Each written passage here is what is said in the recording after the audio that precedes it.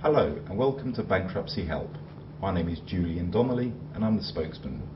Today I'm joined by Neil Bowler of Gemstone Financial Management.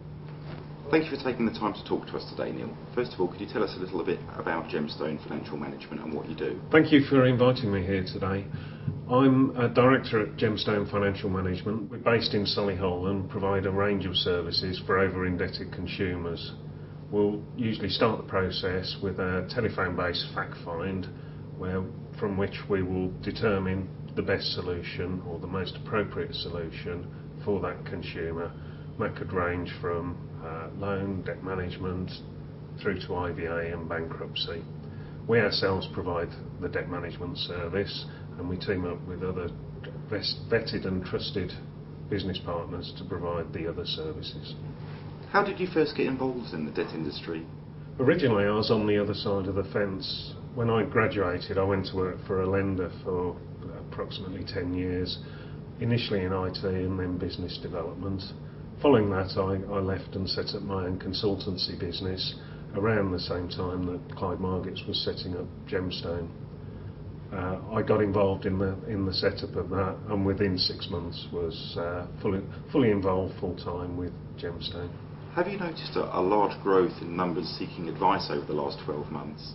Yes, there's been a significant growth in the numbers, though we find that a lot of people don't quite realise yet the help they do need, and we don't feel that the credit crunch has fully hit for a lot of people.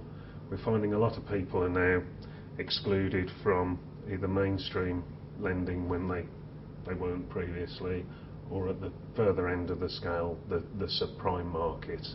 A lot of these are repeat consolidators who generally seem to feel that a consolidation loan is their only solution, and we have a process whereby we have to re-educate these people. The basis of tonight's debt debate is IVA versus bankruptcy. What are your thoughts on this?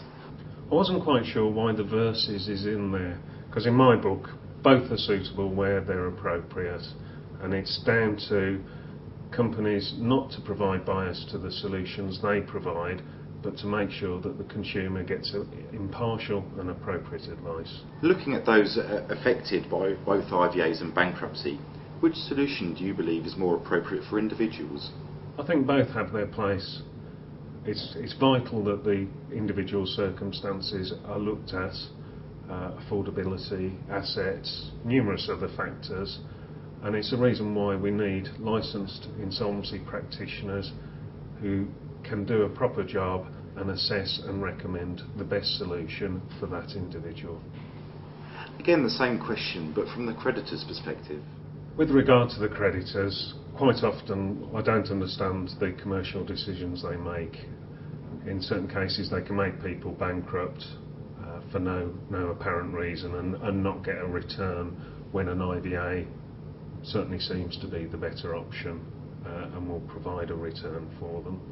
So once again, there's no particular right solution, and it's individual circumstances.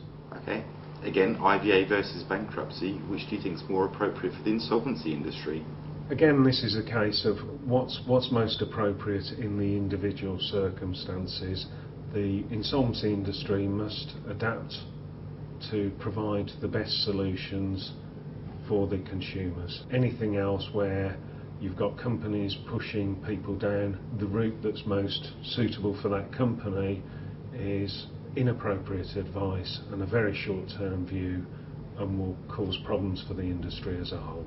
And same question again, but from the perspective of the economy as a whole. It's a question of balance here, really. Too much bankruptcy is going to affect future lending.